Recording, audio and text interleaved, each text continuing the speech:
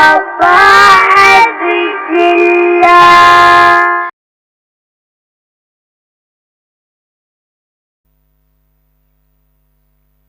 اعوذ باللہ من الشیطان الرجیم بسم اللہ الرحمن الرحیم الحمد للہ الذی لا یبلغ مدحتہ القائلون ولا یحصی نعماءہ العادون ولا یعدی حقہ المجتہدون الذی لیس لصفتہ حد محدود ولا نعت موجود ولا وقت معدود ولا اجل ممدود فطر الخلائق بقدرته ونشر الرياح برحمته الصلاة والسلام على الرسول المسدد المصطفى الامجد المحمود الاحمد سیدنا ومولانا ومولا الكونین جد الحسن والحسین عانی ابو القاسم محمد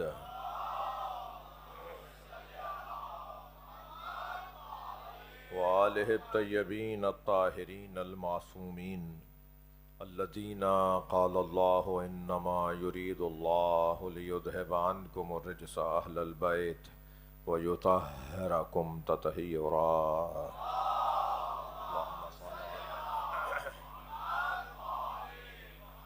ولعنت اللہ علی اعدائہ مجمعین من یوم عداوتہم الی قیام یوم الدین اما بعد قال الحکیم فی قرآن الکریم بسم اللہ الرحمن الرحیم ان اللہ یحب الذین یقاتلون فی سبیلہ صفا کانہم بنیان مرصوص صلوات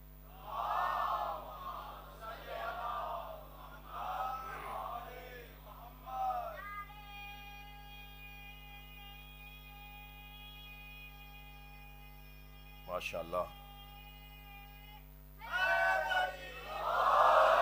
التماس ہے سورہ فاتحہ پڑھیے 3 مرتبہ سورہ اخلاص حاضرین مجلس کے مرحومین جو احباب جو بھی تشریف فرما ہے مجلس میں اندر باہر جہاں جہاں تک آواز جا رہی ہے تمام حاضرین مجلس کے مرحومین خاص طور پہ سید مظہر حسین زیدی ابن سید ظفر حسین زیدی سیدہ ممتاز فاطمہ بنت مولانا سید شمس الحسن زیدی مرحوم مغفور ابرار حسین کاظمی رحم اللہ من قرأ الفاتحہ بسم اللہ الرحمن الرحیم الحمد للہ رب العالمین الرحمن الرحیم مالک یوم الدین ایاک نعبد و ایاک نستعین اهدنا الصراط المستقیم صراط الذین انعمت علیہم غیر المغضوب علیہم ولا الضالین بسم اللہ الرحمن الرحیم قل هو اللہ احد اللہ الصمد لم یلد ولم یولد ولم یکن له کفوا احد بسم اللہ الرحمن الرحیم قل هو اللہ احد اللہ الصمد لم یلد ولم یولد ولم یکن له کفوا احد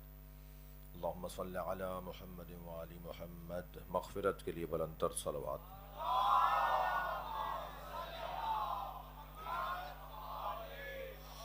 اس سے بلند صلوات ہدیہ کریں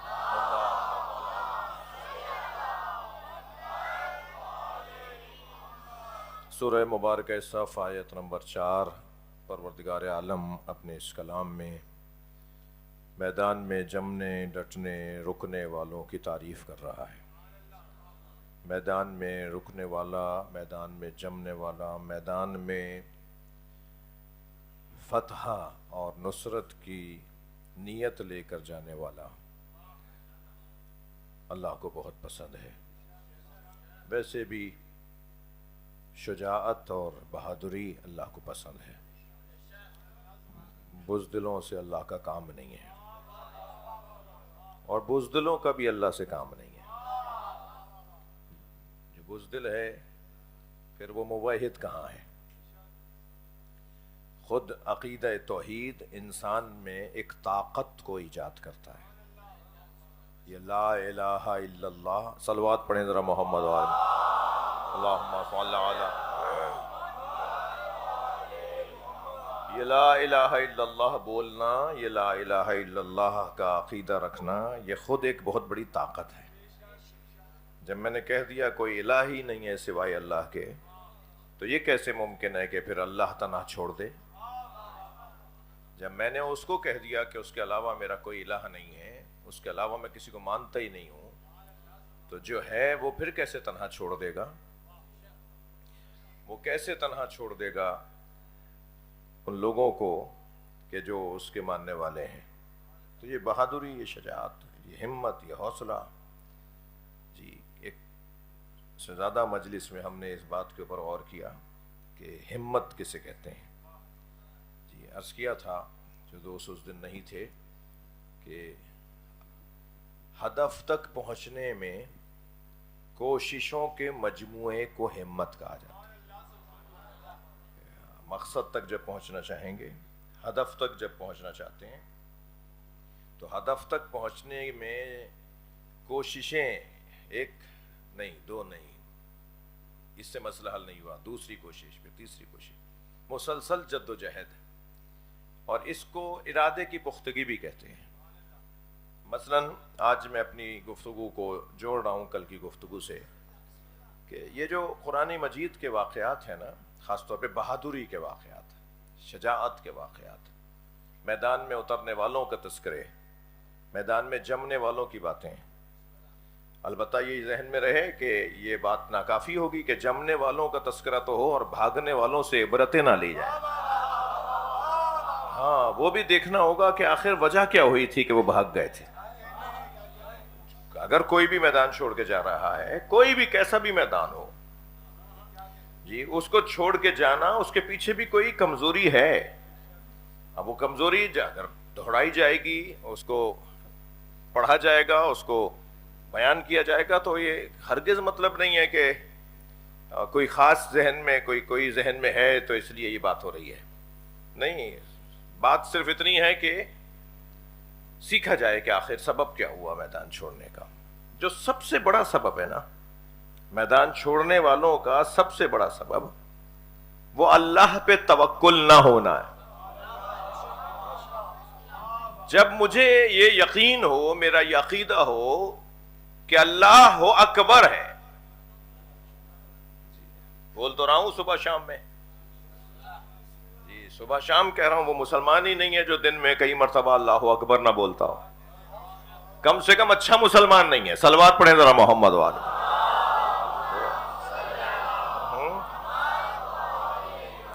جو دن میں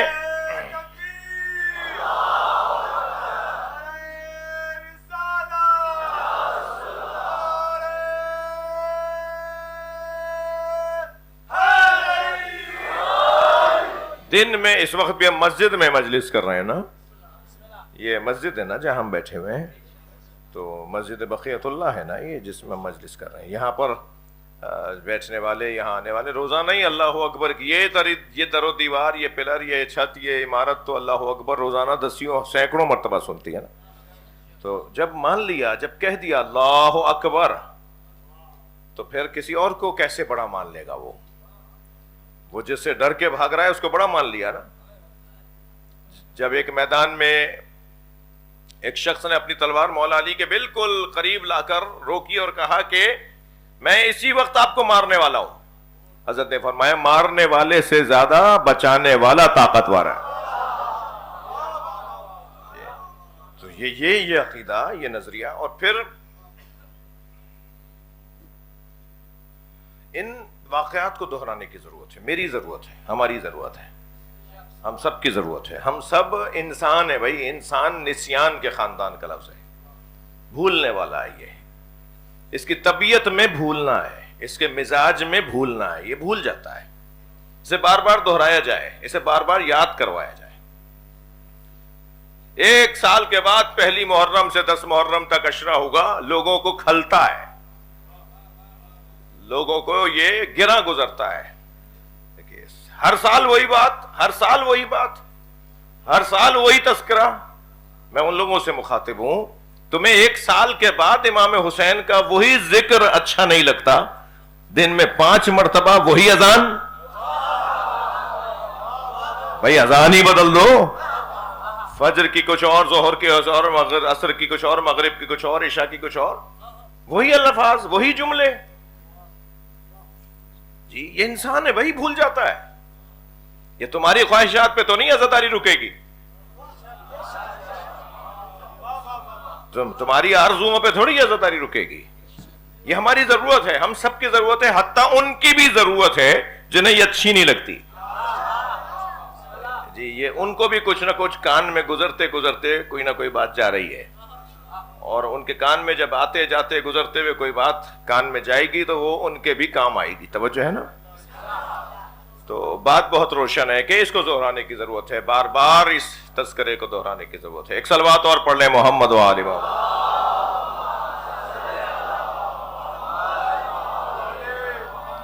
جی مسلسل بہت عرصے ابھی ہم بات کر رہے تھے عرفان مہدی صاحب, ہم لوگ کے میرے اپنے بچپن میں ہمارے بزرگ پڑھتے تھے جنگ احد, جنگ بدر, جنگ احد, جنگ خندق, جنگ خیبر. تو بیچ میں ایک میرے حلیے والوں نے اس کے خلاف اتنا بولنا شروع کیا کہ خیبر و خندق کب تک پڑھو گے, جب تک شجاعت کی ضرورت ہے پڑھی جائے گی, جب تک ہمت کی ضرورت ہے پڑھی جائے گی.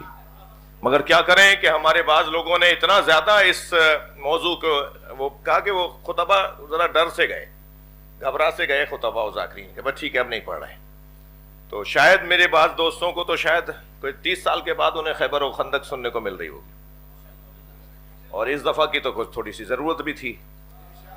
جی اس وقت کی ضرورت بھی ہے, اور ضرورت یہ ہے کہ یہودی جو ہے نا وہ شیطنتوں سے باز نہیں آئے گا, یہ اس کے مزاج کا حصہ ہے. تو اب آپ ذرا اس بات میں آ جائیں کہ یہ طے ہے کہ جب اللہ نے عزت اپنے لیے رکھی ہے, العزت للہ ولرسولہ وللمؤمنین, یہ قرآن کی آیت ہے. اللہ قرآن میں کہہ رہا ہے عزت ہے ہی اللہ کے لیے, اللہ کے رسول کے لیے اور مومنین کے لیے. عزت کا تعلق اللہ رسول اور مومنین کے ساتھ ہے. تو عزت کیا ہارنے میں ہے؟ عزت تو ہمیشہ جیتنے میں ہے. تو ہر وہ چیز کے جو عزت کا عنوان بنے گی وہ بنام اللہ رسول اور مومنین ہے. جی ہر وہ چیز, علم اگر عزت ہے تو وہ اللہ رسول اور مومنین کے لیے ہے, علم عزت ہے. غیرت عزت ہے, جی سخاوت عزت کی بات ہے. ایسے ہی شجاعت, علم شجاعت عزت کی بات ہے. بہادری عزت ہے, میدان سے بھاگنے والے کی کوئی عزت نہیں ہے. اچھا مفہوم عزت کو بھی اس گھرانے نے روشن کیا ہے. بعض لوگ ذمہ داری سے فرار کو عزت سمجھتے ہیں. بھائی بڑے محنت سے عزت بنائی ہے, وہاں جا کے کھڑے ہو گئے تو عزت چلی جائے گی. جی مفہوم عزت کو بھی اگر کسی نے روشن کیا ہے نا تو انہوں نے ہی کیا ہے جو ایمان کے مکمل درجوں پر نہیں, کل ایمان ہے. مفہوم عزت کو بھی انہوں نے روشن کیا ہے. ذمہ داریوں سے فرار کر کے ظاہری طور پر اپنا احترام محفوظ رکھ لینا, ظاہری احترام. جی لوگ سمجھتے ہیں کہ یہ عزت ہے, بعض اوقات یہ عزت نہیں ہے, یہ ضمیر فروشی ہے. یہ اپنے ضمیر کا سودا ہے.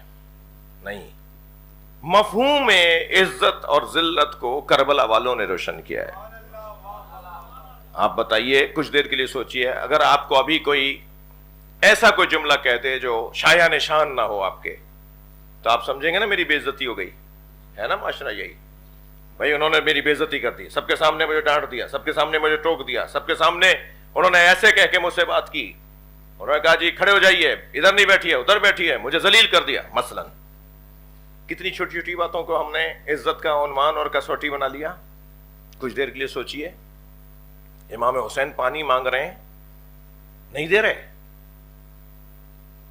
پھر حضرت فرما رہے ہیں کہ تم سمجھ رہے ہو کہ میں اس بچے کی وجہ سے خود پینا چاہتا ہوں. کتنی بڑی بات ہے یہ, امام کو یہ کہنا پڑا. پھر فرما رہے ہیں میں اسے زمین پہ لٹا دیتا ہوں اور پیچھے کھڑا ہو جاتا ہوں دور ہٹ کے, تم میں سے کوئی آ کے اسے پلا دے پانی. یہ کتنی بڑی بات ہے. جی جو حسینیت کی روح سے آشنا لوگ نہیں ہے نا, وہ اسے تو کہیں گے کہ یہ تو عزت نہیں ہو رہی تھی, احترام نہیں ہو رہا تھا. جی پھر آگے جائیے, سب مل کر حضرت کو گرانا چاہ رہے ہیں گھوڑے سے, حضرت کو آخر سینے پہ تیر مار کے گرا دیا, پھر سینے پہ چڑھ کے بیٹھ گیا. آپ کا پین تو آپ کے ہاتھ سے کوئی زبردستی لے کے دکھائے، آپ کہیں گے میری بے عزتی ہو گئی ہے، میرا کاغذ میرے ہاتھ سے چھین لیا. جی امام کا گلا کاٹ رہا ہے، جی امام اسے اس وقت میں بات کر رہے ہیں، پھر گھوڑے دوڑا دیے، بدن کو مامال کر دیا. کچھ دیر کے سوچئے مفہوم بدل رہا ہے نہیں بدل رہا عزت کا، کہ عزت کسے کہتے ہیں اور ذلت کسے کہتے ہیں. ادھر پھر ایسی ایسی بیویوں کے ساتھ ان کے خیموں میں گھسائے، ان کی چیزیں اٹھا رہے ہیں، جی ان کے سر سے چادر اتار رہے ہیں، جی خیموں کو جلا دیا، ہاتھ اٹھا رہے ہیں. ہم یہ والے جملے مصائب میں سنتے ہیں نا تو اس لیے روتے ہوئے سنتے ہیں، تو اس کا اب جو اثر اس وقت ہو رہا ہوگا نا آپ کے میرے سننے والوں پر، وہ اس وقت نہیں ہوگا. کچھ دیر کے لیے سوچا کہ جناب سکینہ سے گوشوارے مانگے نہیں کہ دے دو، وہ اتار کے دے دیتی ہیں. ایک ظالم نے گوشوارے کو پکڑ کے کھینچا، جب تک زندہ رہی کان دکھتے رہے بیوی کے. جی مفہوم بدل رہا ہے یا نہیں؟ یہ سب کچھ ہوا، مگر امام حسین کیا فرما رہے ہیں؟ ہے ہاتھ من نزلہ. صلوات پڑھے ذرا محمد و آل محمد.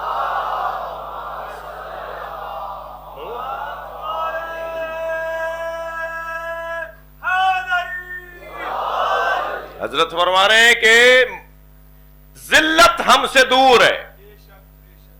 اس کا مطلب یہ کہ یہ ذلت نہیں ہے، خدا معاذ اللہ. ذمہ داریوں کی ادائیگی کچھ دیر کے لیے وقتی طور پر آپ کو پریشان کرے گی، ذمہ داریوں کی ادائیگی، مگر کچھ مدت کے بعد ان ادائیگی کی وجہ سے، اس ذمہ داری کی ادائیگی کی وجہ سے جو ہدف اور مقصد کی عزت بنے گی، اس کا بول بالا ہوگا، اس کی ترویج و تبلیغ ہوگی، اس کی جو مضبوطی ہوگی، وہ مفہوم عزت کو روشن کرے گی. بات روشن ہے؟ مسلمانوں نے جنگیں بہت سخت لڑیں، مگر ایک ایسی جنگ تھی جو سن 7 ہجری میں لڑی گئی، جو مشکل ترین جنگ تھی مسلمانوں کے لیے. میرے اپنے مطالعے میں جو جہاد کی تاریخ اسلام کی میں نے پڑھی ہے، کوئی جنگ مسلمانوں کی 40 دن تک نہیں چلی. 2 دن، 4 دن، 6 دن، 7 دن، بس. بعض تو ایک دن میں جنگ تمام ہو گئی. یعنی بڑے بڑے معرکے ایک ہفتے سے زیادہ نہیں چلے. یہ واحد جنگ ہے کہ عرفان بھائی میرے خیال سے تو یہ نہیں چل رہے آپ کے. اچھا کچھ مسئلہ ہے، ایک یہ بھی خراب ہے شاید. چلو ایک اور صلوات پڑھیں ذرا.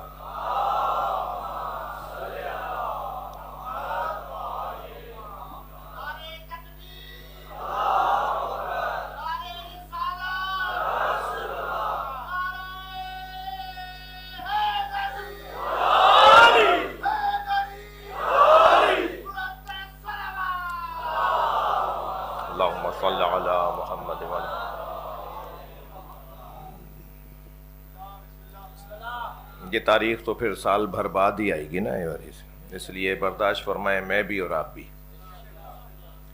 بات آگے بڑھے.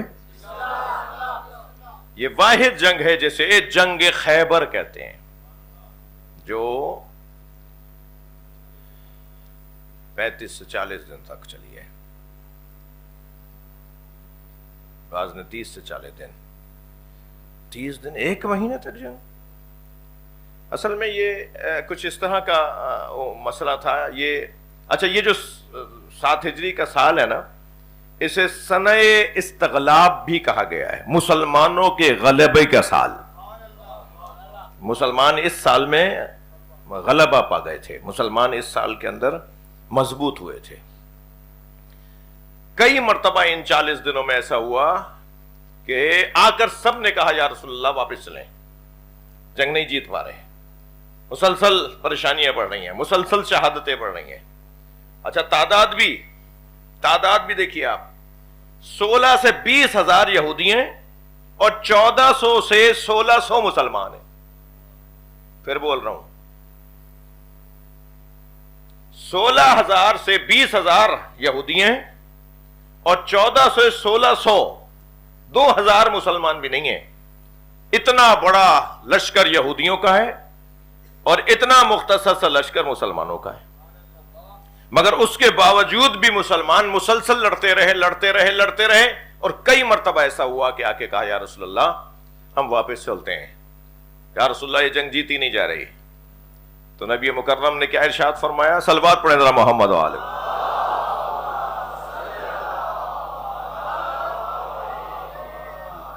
لقد وعد اللہ الخیبر، اللہ نے مجھ سے خیبر کا وعدہ کیا ہے. اللہ نے کہہ دیا ہے خیبر تمہیں ملنا ہے، مگر ہمت تو کرو اور ذرا رکو. یہاں تک کہ کیفیت یہ ہوئی کہ مسلمان مسلسل قربانیاں دے رہے ہیں، اور پھر ایک ایسا وقت آ گیا کہ حتی نامور لوگ، اب ہمارے ہاں تنگ نظری ہے ورنہ میں نام بتا دیتا، حتی نامور لوگ اس جنگ کے اندر اپنے سارے اوزار، اپنے ساری صلاحیتیں، اپنی ساری توانائیوں کو خرچ کر چکے تھے اور مسلمان جنگ جیت نہیں پا رہے تھے. یہاں تک کہ نبی مکرم نے ارشاد فرمایا کہ بس آخری حملہ اب ہونا ہے اور اب اس کے بعد مسلمان جنگ جیتے گا، اس لیے کہ پروردگار عالم نے مجھ سے قد وعدنی خیبر کا مجھ سے وعدہ کیا ہوا ہے. ساری شخصیات زور آزمائی کر چکی کہ اچانک سرکار دو جہاں خیمے سے باہر آئے، ایک بلندی پہ کھڑے ہوئے اور آپ نے آ کر اعلان فرمایا لَأُوتِيَنَّ رَایَةً غَدًا رَجُلًا كَرَّارًا غَيْرَ فَرَّارٍ. صلوات پڑھیں ذرا محمد.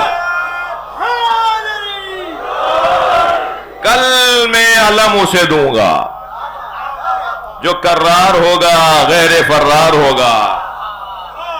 یہاں تک بات امام حنبل نے تو اس واقعے کو اور بڑے حسین انداز سے لکھا ہے. امام حنبل مسند حنبل کے اندر فرماتے ہیں، انہوں نے کچھ تعبیر کچھ مختلف لکھی ہے. وہ فرماتے ہیں کہ ان رسول اللہ اخذ رایتا، سرکار دو جہاں علم باہر لے کر آئے، ثم قال من یاخذ بحقها، کون ہے جو اس علم کو اب لے کر جائے گا اپنا حق حاصل کرنے کے لیے؟ تو فرماتے ہیں فجاء فلان و فلان،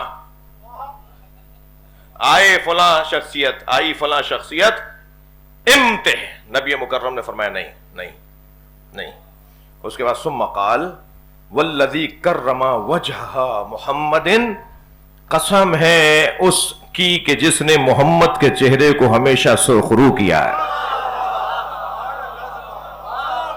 امام حنبل کے یہ الفاظ ہیں، قسم ہے اس اللہ کی جس نے محمد کے چہرے کو ہمیشہ سرخرو کیا ہے. لَأُوتِيَنَّ رَجُلًا لَا يَفِرُّ، علم اب اسے دوں گا جو بھاگے گا نہیں، اب علم اسے ملے گا. یہ الفاظ امام حنبل کے ہیں، مسند حنبل جلد نمبر 3 صفحہ نمبر 86 کے اوپر. لیکن جو امام حنبل کے علاوہ تعبیرات آئی ہیں وہ میں آپ کے سامنے رکھ رہا ہوں کہ سرکار نے کیا فرمایا؟ سرکار نے فرمایا لَأُوتِيَنَّ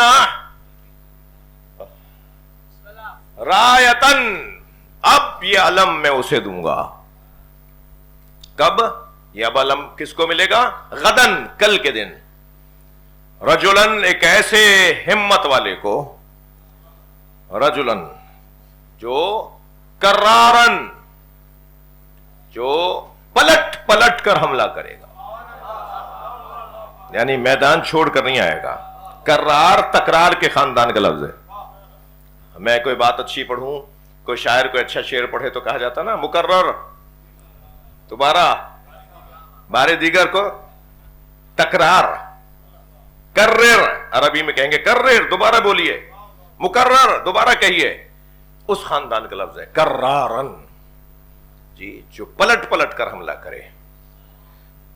ایک مرتبہ کرار کا مطلب یہ ہے کہ جو حملہ کر کے چلا جائے پھر آ جائے. مجھے یہ مطلب سمجھ میں نہیں آتا، بلکہ کرار کا مطلب یہ ہے جو ہر دور میں آیا ہو، جو ہر دور میں مدد کرنے کے لیے آیا ہو. بھئی توجہ چاہوں گا، یہاں میں کچھ دیر آپ کے ساتھ رہنا چاہتا ہوں. واحد ذات ہے، اللہ نے ایک ایسی ذات کو خلق کیا ہے جسے ہر نبی کے لیے مددگار بنایا. وہ جو ہر نبی کے لیے مددگار بن کر آیا ہے اسے کرار کہا جاتا ہے. اب وہ کرار، اب لہذا سرکار دو جہاں یہ اعلان کرنے کے بعد کیا فرمائیں گے؟ میرے مولا فرمائیں گے ناد علی. اب دیکھیں ناد علی کا ایک حصہ اللہ کا کلام ہے، ایک حصہ نبی کا کلام. آواز آئے گی ناد علی مظہر العجائب، پکارو علی کو مظہر العجائب، جس پر عجائب ظاہر ہوں گے. مظہر یہ اسم مکان ہے، یہ اسم زمان ہے، یہ محل اور جگہ کو کہا جاتا ہے مظہر. اور مظہر اسم فاعل ہے. لہذا ناد علی کی دو اعراب ہیں، ناد علی مظہر العجائب یا ناد علی مظہر العجائب. پکارو اس علی کو جو عجائب کو ظاہر کرنا والا ہے. یہ اگر ترجمہ کریں گے تو کہیں گے مظہر، مگر ہم لوگ کیا پڑھتے ہیں زیادہ؟ مظہر. مظہر ناد علی مظہر العجائب، پکارو اس علی کو جس کے ذریعے سے عجائب ظاہر ہوں گے.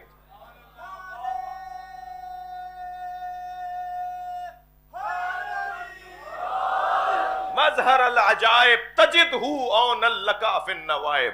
اے میرے مصطفیٰ علی کو پکارو، تم پر ظاہر ہوں گے تجدہ اونا لک فی النوائب، وہ علی کہ جو ہر مصیبت اور ہر مشکل کام میں تمہارا مددگار بن جائے گا.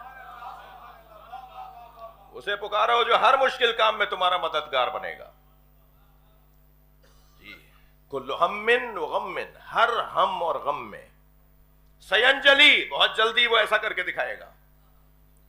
جی یہاں تک یہ قول خدا ہے، حدیث قدسی ہے. علامہ مجلسی نے اسے بہار میں لکھا ہے. اور جن لوگوں کو مفہوم توحید اب تک سمجھ میں نہیں آیا وہ کہتے ہیں کہ یہ شرک ہے. وہ کہتے ہیں یہ شرک ہے. وہ کہتے ہیں ایسی کوئی روایت نہیں ہے، ایسی کوئی حدیث نہیں ہے. تو ظاہر ہے ہم ان کے لیے مجلس پڑھ بھی نہیں رہے. ذرا صلوات پڑھیں محمد و آل محمد.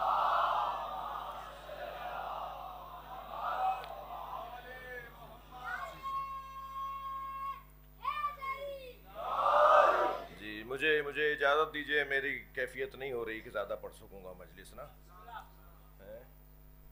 کچھ ہوا ہے؟ ایک اور صلوات پڑھیں.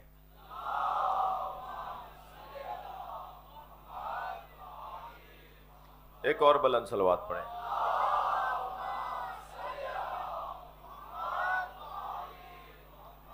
جی جی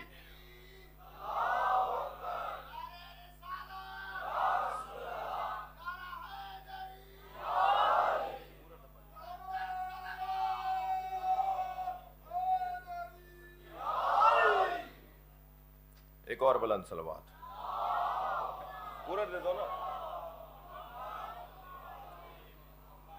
ایک اور بلند صلوات.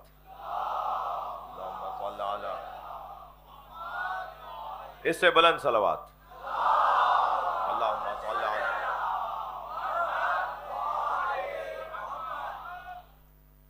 تھوڑا سا پڑھوں.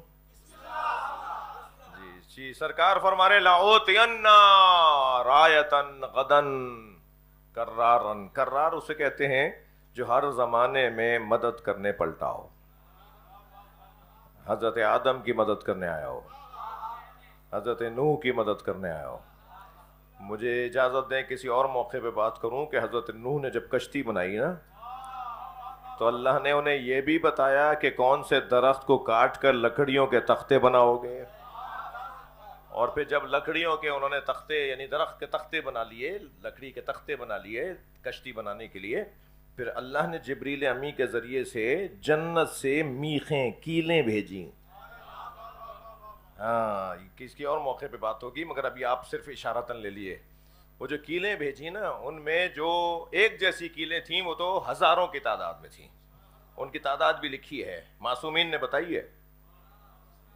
ہاں یہ بات اہل بیت ہی بتا سکتے ہیں. جی ان کی تعداد بھی بتائی ہے کہ وہ ہزاروں کی تعداد میں کیلیں تھیں، مگر 5 کیلیں ایسی تھیں جن کے لگنے کے بعد کشتی مکمل ہوئی.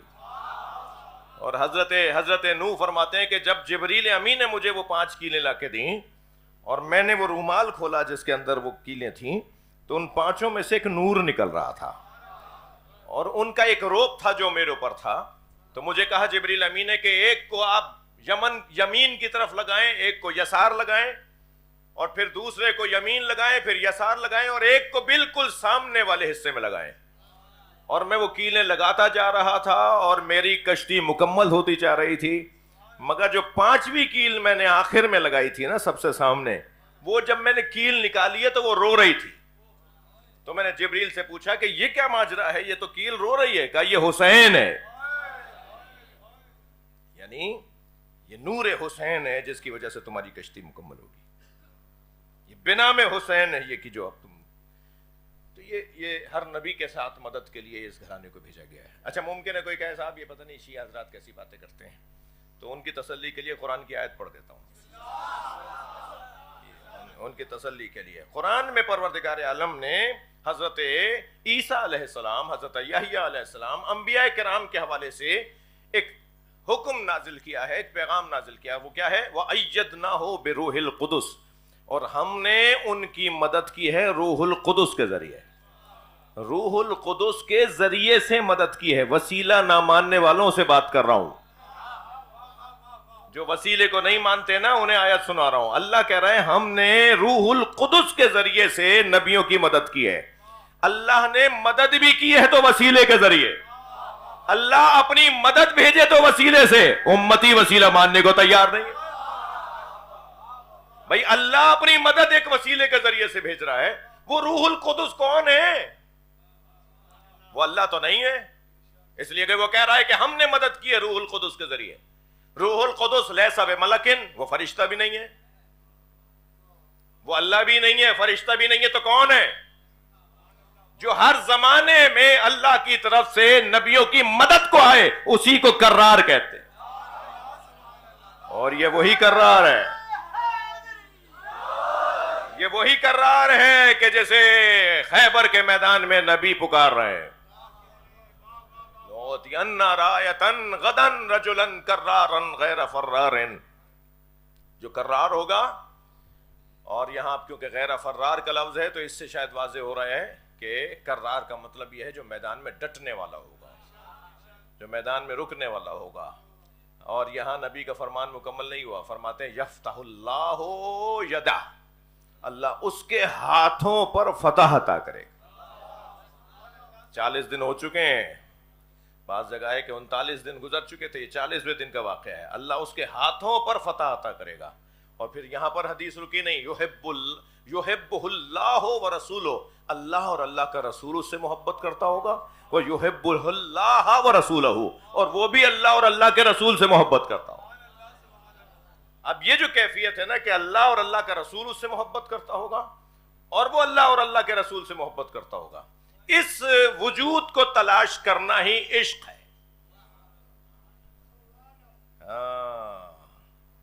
علامہ اقبال کے 4 مصرے ہدیہ کر رہا ہوں آپ کو. مفہوم عشق، علامہ اقبال کہتے ہیں کہ کبھی عشق کا مصداق ہمیں کہیں ملتا ہے، کبھی عشق کا مصداق کہیں ملتا ہے. اقبال کہتے ہیں کبھی تنہائی کو ہو دمن عشق، کبھی تنہائی کو ہو دمن عشق. یہ تنہائی کے اندر صحراؤں میں جا کے تنہا بیٹھنا، غار حرا میں جا کے بیٹھنا، وہ عشق کا ایک مظہر ہے. کہتے ہیں کبھی تنہائی کو ہو دمن عشق، کبھی سوز و سرور و انجمن عشق. اور کبھی مجمع میں بیٹھنا پڑے گا عشق کو ڈھونڈنے کے لیے، عشق پر عمل کرنے کے لیے. کبھی سوز و سرور و انجمن عشق. کہتے ہیں کہ کبھی سرمایہ محراب و منبر، کبھی محراب و منبر کا سرمایہ عشق، کبھی مولا علی خیبر شکن عشق. सलवात पढ़े मोहम्मद व आले मोहम्मद।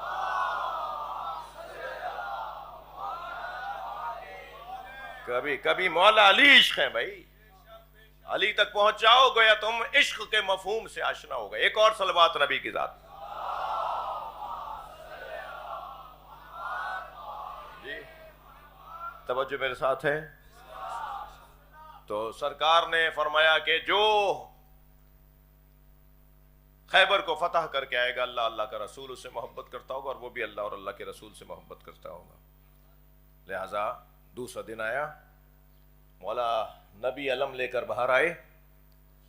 अब मौला अली तो थे नहीं वहाँ, उसकी वजह से अच्छा 60 मील का फासला है खैबर में और मदीने में। कितना? 60 मील के फासले पे मौला अली तो मदीने में है, तसल्ली भी रही होगी जी। तो मौला नबी ने बाहर आके फरमाया, है ना अली, अली कहाँ है? तो बताया, या रसूलल्लाह अली को तो आशोब चश्म है, जिसे अरबी में कहते हैं अरमद आइन, आपकी आंखें आ रही हैं। अली तो मदीने में है, अली को तो आशोब चश्म है। तो फिर अल्लाह का हुक्म आया कि पढ़ो नाद अलीयन मज़हर अल-अजाइब। तो सरकार दो जन आवाज दो अली को। तो नबी मुकर्रम ने पहली मर्तबा कहा या अली। तो मुझे लगता है कि या अली कहने पर अली ही अपने घर से निकले। जब दूसरी दफा फरमाया या अली, तो मौला अली आधे रास्ते पहुंचे। और जब फरमाया या अली, कितनी देर लगी होगी 3 दफा अली कहने में? मेरे मौला 60 मील के फासले से खैबर में पहुंचे। थक तो नहीं रहे आप हज़रात? और जैसे ही तीसरे मर्तबा कहा या अली, तो आवाज आई लब्बैक या रसूल अल्लाह। सलवात पढ़े मोहम्मद व आले मोहम्मद।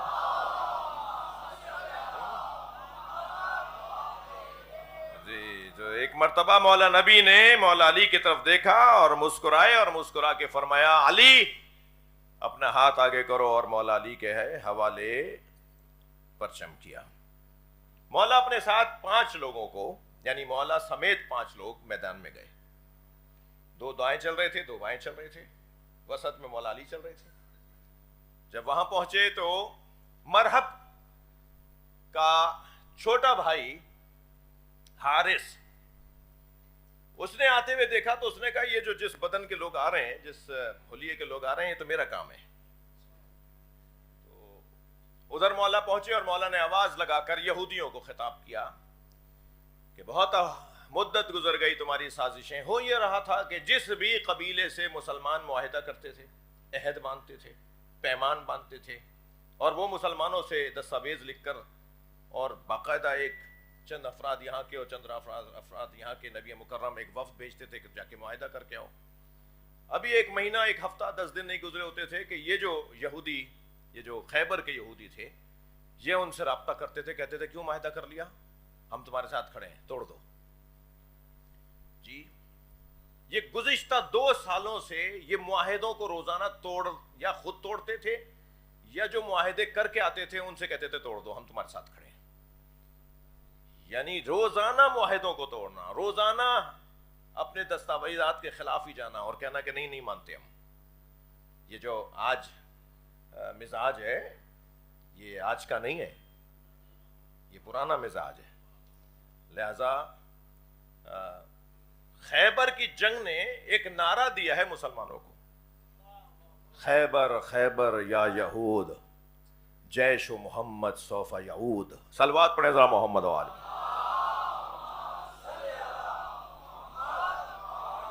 जी, खैबर की इस मार्के ने आज के मुसलमानों को भी एक नारा दिया है, और वो ये कि खैबर हम भूले नहीं है, जैश मोहम्मद फिर पलट पलट कर आएगा। तुम्हारी बेवफाइयां पलटेंगी तो हमारा जिहाद पलटेगा। तो हजरत ने जाके वहां खुतबा दिया और कहा ये तुम्हारे काम है, एक मुद्दत से तुम मुसलमानों को अजियतें पहुंचा रहे हो, और ये बस बहुत हो गई, और अब इस्लाम कबूल करो और आकर जिजिया जो है वो अदा करो और तस्लीम हो जाओ। तो ऊपर से, किले के ऊपर से, ये सबसे ऊंचा किला था, सबसे बड़ा किला था, जिसे पहला कमूस कहते हैं। इस किले से मिनजिनीक के जरिए से आग फेंकी गई, जो बिल्कुल मौला के सामने वो गोला के गिरा। अच्छा, मौला ने अपनी तलवार का सहारा नहीं लिया, बड़े इत्मीनान के साथ तलवार लगाए खड़े हैं, मैदान में उतरे हुए बगैर तलवार के। یعنی تلوار ہے مگر تلوار کو نکالا نہیں ہے باہر. پھر حضرت نے آواز دی کہ تم میں کوئی مرد ہے تو باہر آئے. تو وہیں سے آواز دے کر مرحب نے پوچھا تم کون ہو؟ تو حضرت نے پھر وہاں وہ اپنا تعارف کروایا. انا الذی سمتنی امی حیدرہ. میں ایک مجلس میں کہہ چکا ہوں کہ ان کے خاندان کی ایک خاتون تھی جو کاہن تھی، نجومی تھی، منجم تھی. جی اس نے حساب لگایا ہوا تھا. اس نے کہا تھا کہ میرے خاندان کے یہ چند بہادر جوان کسی کے ہاتھوں شکست نہیں کھا سکتے مگر میرے حساب کتاب میں ہے کہ کوئی حیدر نامی جوان ہوگا وہ انہیں مار دے گا.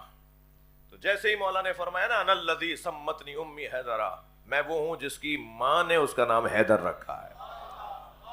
تو پہلے تو گھبراہٹ شروع ہو گئی کہ اب ہوگا کیا، لیکن ظاہر ہے یہ تو چاہتے نہیں تھا نا کہ عورتیں ان پہ ہنسیں. تو ادھر مرحب نے اپنے بھائی حارث سے کہا کہ تم جاؤ. حارث آیا، میرے مولا نے ایک وار میں حارث کی گردن اڑا دی.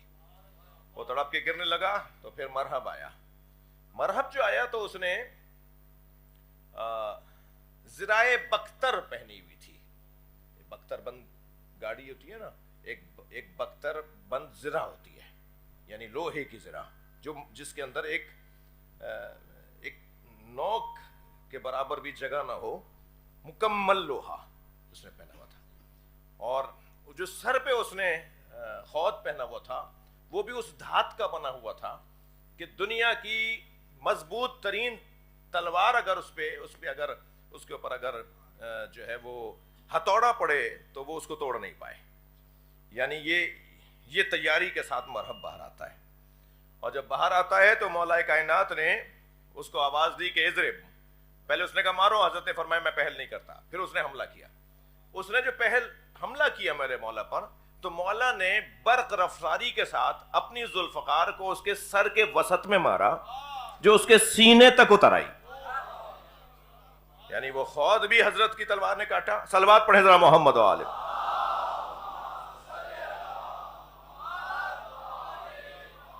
اور وہ اس کیفیت میں زمین پر گرا.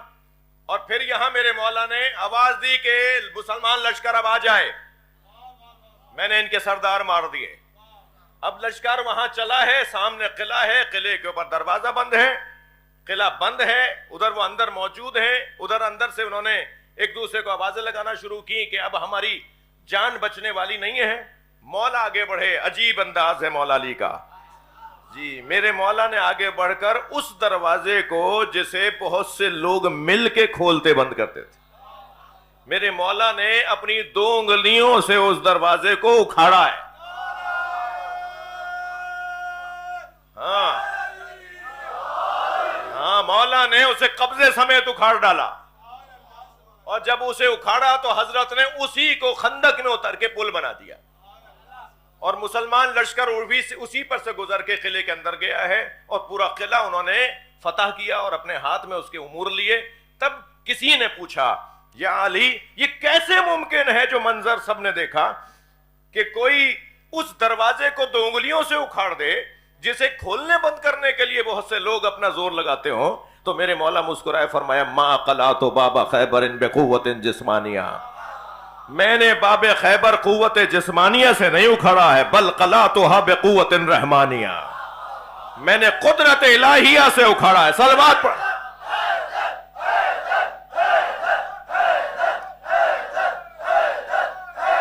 بلند تر صلوات پڑھیں محمد و آل محمد.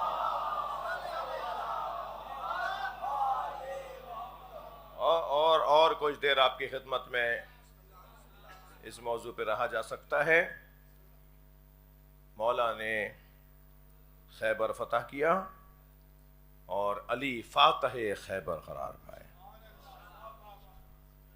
اور آج بھی یا علی والے ہی خیبر فتح کریں گے یا نعرہ حیدری سے ہی خیبر فتح ہوگا.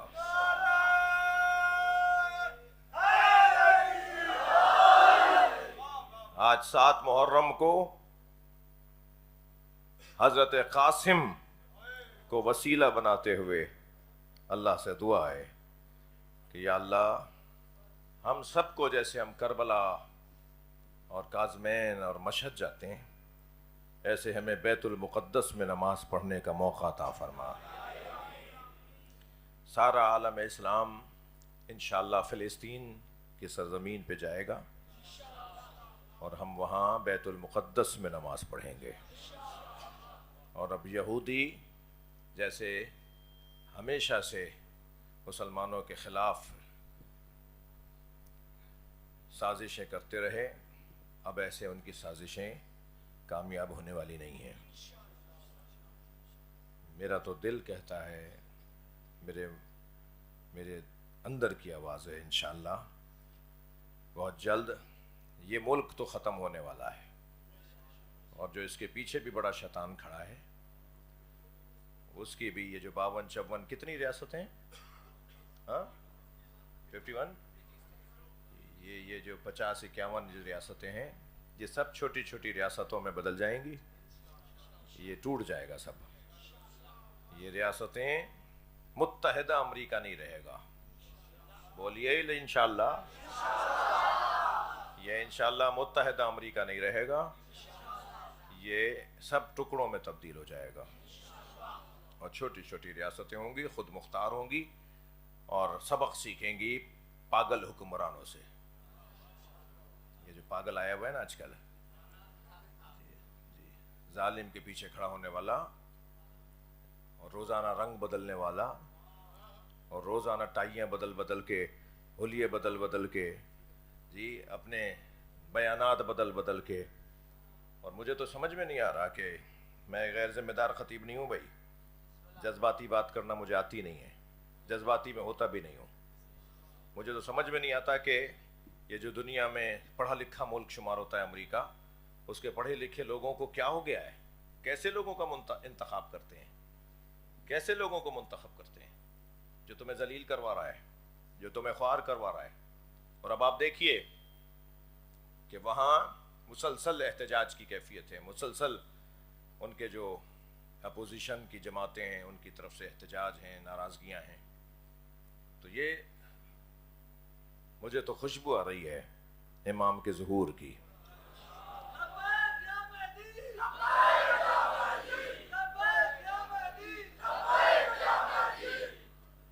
امام آنے والے ہیں۔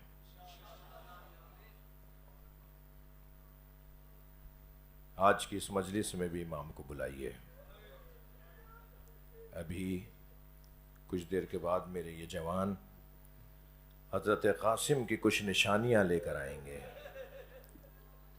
ہمارے ہاں سندھ میں، پنجاب میں، لکھنؤ میں، ہندوستان میں، پاکستان میں، اس بر صغیر میں 7 محرم حضرت قاسم کا دن ہے نا، ایک اس نوجوان کا دن ہے جس کی ماں کی بڑی آرزو تھی، اور کون سی ماں ہے جس کی آرزو نہ ہو کہ اس کا بیٹا دولہا بنے؟ حضرت ام فروہ کی بھی یہی آرزو تھی نا، میرا بچہ صحرا بندھے، میرا بچہ دولہا بنے۔ اور امام حسن نے فرمایا تھا، بھائی حسین تمہاری بیٹی ہو اور میرا بیٹا ہو، اور ان کے ہاں عقد ہو، ہمارے بچوں کی شادیاں ہوں۔ حضرت قاسم کا حضرت فاطمہ کبریٰ سے عقد ہوتا، مگر یہ کیسا دولہا بنا؟ دولہا کے تو ہاتھوں میں مہندی لگائی جاتی ہے نا، یہ کیسا دولہا ہے جس کے پورے بدن پر خون کی مہندی لگی ہوئی ہے؟ ماں سے اپنا بچہ دیکھا نہیں جا رہا۔ سلام ہو بی بی ام فروہ پر، بڑا جگر ہے اس بی بی کا بھی۔ شب عاشور حضرت قاسم کو لیے بیٹھی تھیں اور کہہ رہی تھی، قاسم کل اپنے چچا پہ اپنی جان قربان کرنی ہے، اور دیکھو اگر قربانی میں کوئی کوتاہی یا کمزوری رہ گئی تو شاید لوگ کہیں کہ غیر خاندان کی ماں تھی، یہ خون کا اثر تھا، یہ دودھ کی تاثیر تھی، یہ تربیت کا اثر تھا۔ اے میرے لال، کہیں کمزوری نہ رہ جائے، اپنے چچا پہ اپنی جان قربان کر دینا، اجرکم اللہ۔ امام حسین کی آنکھوں میں آنسو آ گئے۔ فرمایا، بھابھی آپ کے اس بچے کی قربانی تو سب سے علیحدہ ہوگی، جیسا قاسم قربان ہوگا ایسا تو کربلا میں کوئی قربان نہیں ہوگا۔ اجرکم اللہ، اجرکم اللہ۔ شب عاشور جب اصحاب سے بات کر رہے تھے نا امام حسین، تو جب اصحاب سے گفتگو مکمل ہوئی تو کیا دیکھا؟ کونے میں حضرت قاسم کھڑے ہیں۔ تو امام نے فرمایا قاسم تم بھی یہیں ہو؟ کہا چچا جان آپ تمام اصحاب کو بتا رہے تھے کہ کون کیسے شہید ہوگا، چچا جان کیا میرا نام بھی شہیدوں میں ہے؟ اجرکم اللہ، اجرکم اللہ، اللہ آپ کو کسی غم میں نہ رلائے۔ امام حسین نے فرمایا قاسم تم تو بہت بڑے ہو، تمہارا بھائی علی اصغر بھی شہید ہو جائے گا۔ تو ایک مرتبہ انگڑائی لی اور فرمایا حل یسلون الی الخیام، چچا جان کیا یہ خیموں میں گھسائیں گے؟ میرا بھائی تو خیمے میں ہے نا، جھولے میں ہے، کیسے علی اصغر کو ماریں گے؟ میرا بھائی تو جھولے میں ہے۔ تو امام نے فرمایا میں علی اصغر کو اپنی گود میں لے جاؤں گا، علی اصغر کو یہ لوگ مار دیں گے۔ جب دوسرا دن یعنی عاشور کا دن آیا اور ہر شہید امام حسین سے اجازت لے لے کر مجاہد جاتا رہا اور شہید ہوتا رہا، تو بار بار آ کر حضرت قاسم کھڑے ہو جاتے تھے، چچا مجھے اجازت ہے، چچا اب میں چلا جاؤں، اور امام یہ کہہ کے لوٹا دیتے تھے تم میرے بھائی کی نشانی ہو، تم بیوہ ماں کا سہارا ہو، اور حضرت قاسم لوٹ جاتے تھے۔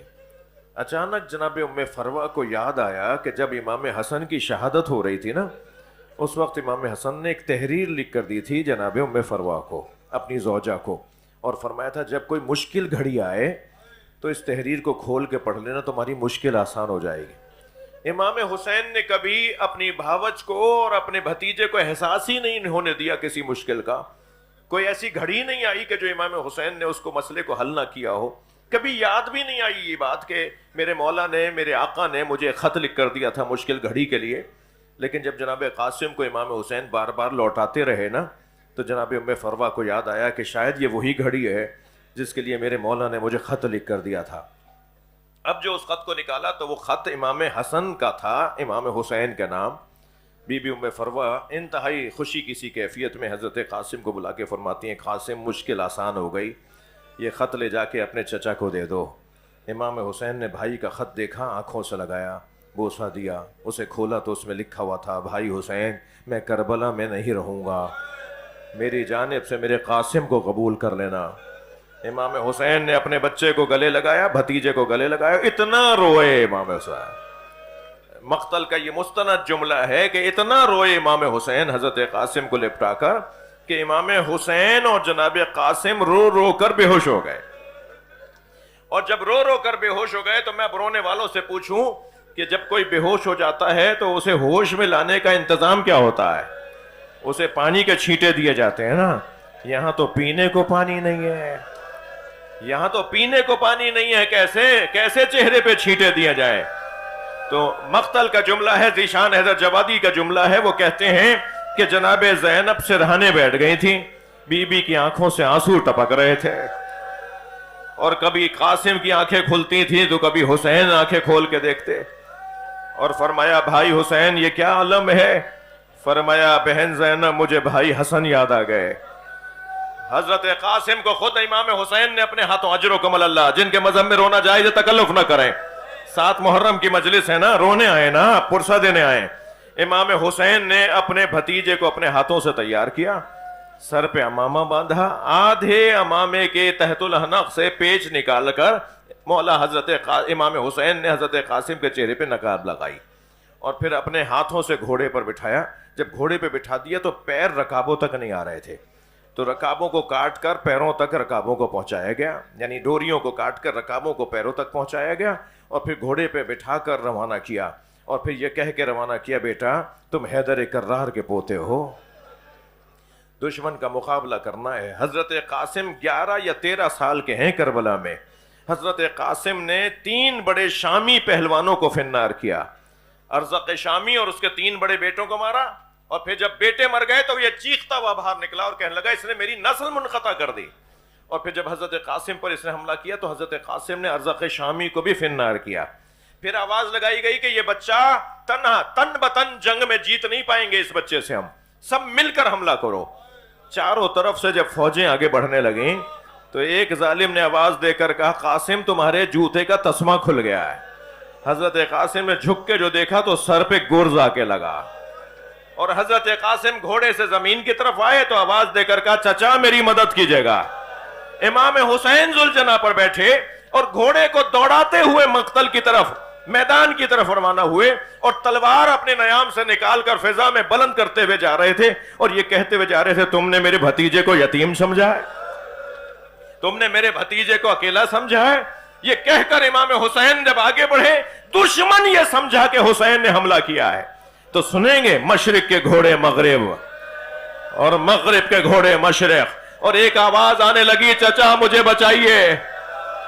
جب گرد چھٹی اور امام حسین بیٹھے تو کیا دیکھا, قاسم کا بدن پامال ہو گیا, گریا ہو گیا. زدارو مگر ایک جملہ سن لیجئے, کربلا کے شہیدوں میں دو بدن پامال ہوئے ہیں, ایک امام حسین کا بدن, ایک حضرت قاسم کا بدن.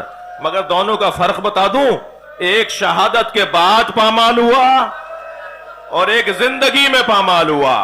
امام حسین کی شہادت کے بعد گھوڑے دوڑائے گئے مگر قاسم کے بدن میں زندگی میں گھوڑے دوڑ گئے. امام حسین نے اجرکم اللہ اجرکم اللہ, امام نے اپنے بھتیجے کا بدن اٹھایا, بدن اٹھ نہیں رہا حسین سے. قاسم کا پامال بدن اٹھا کر لائے, گنج شہیدہ کی طرف آئے. ساری بیبیاں صف باندھے کھڑی تھیں. حضرت قاسم کے گویا جیسے بارات آ رہی ہو نا, اس کیفیت میں حضرت قاسم کا استقبال ہو رہا ہے. امام حسین نے اور بیویوں میں دیکھا کہ اس بچے کی ماں نظر نہیں آ رہی, تو جناب زینب کو آواز دے کر کہا بہن زینب بھابی ام فروہ کہاں ہے؟ تو بی بی کی آواز آئی کہ بھابی خیمے کی پشت پہ سجدے کی حالت میں. اب جا کے کیا دیکھا کہ سجدہ کر رہی ہیں جناب ام فروہ اور تسبیح پڑھ رہی ہیں شکرن شکرا حقن حقا. سجدہ مکمل ہوا, اجرکم اللہ, سجدہ مکمل ہوا. آواز دی بھابی آپ کو حسین بلا رہے ہیں. وہاں آئی جہاں بچے کا لاشا رکھا ہوا تھا. پہلے اپنے بچے کا پامال لاشا دیکھا اور پھر فرمانے لگی بھائی حسین مجھے قاسم کا خون بھرا کرتا چاہیے, جس کرتے میں میرا بچہ شہید ہوا ہے نا وہ کرتا مجھے چاہیے. امام نے نہیں پوچھا بھابی اس کرتے کا کیا کریں گی جو تار تار ہو گیا, جو چاک چاک ہو گیا, اس کرتے کا کیا کریں گی جو خون میں بھرا ہوا ہے. مگر ماں مانگ رہی تھی نا. کچھ ہی دیر بعد امام حسین نے وہ کرتا دے دیا. بی بی نے وہ کرتا اپنے خیمے میں لے جا کے رکھ دیا. عاشور کا دن عصر کے وقت خیمے لوٹے. 11 محرم کو قافلہ اسیر ہو کے کوفہ گیا, کوفے سے شام گیا, شام میں اسیر رہا. اسیری سے رہائی ملی تو تبرکات واپس آئے. ہر بی بی نے اپنی گٹھڑی اٹھائی ہوئی تھی. جناب ام فروہ نے اپنی گٹھڑی سینے سے لگائی ہوئی تھی. یہ قافلہ شام سے کربلا آیا, کربلا سے مدینہ گیا. آخری جملہ کہہ رہا ہوں. اور جب مدینہ پہنچی نا تو بار بار کہنے لگی مجھے جنت البقیع لے جاؤ, مجھے جنت البقیع لے جاؤ. اور جب جنت البقیع پہنچی قبر امام حسن کے برابر میں بیٹھی, گٹھڑی کھولی, خون بھرا کرتا نکالا, امام حسن کی قبر پہ پھیلا دیا اور ایک مرثیہ پڑھا, اے میرے والی تمہارے بچے کی نشانی لائے. قاسم نے وفاداری کا حق ادا کر دیا. یا حسین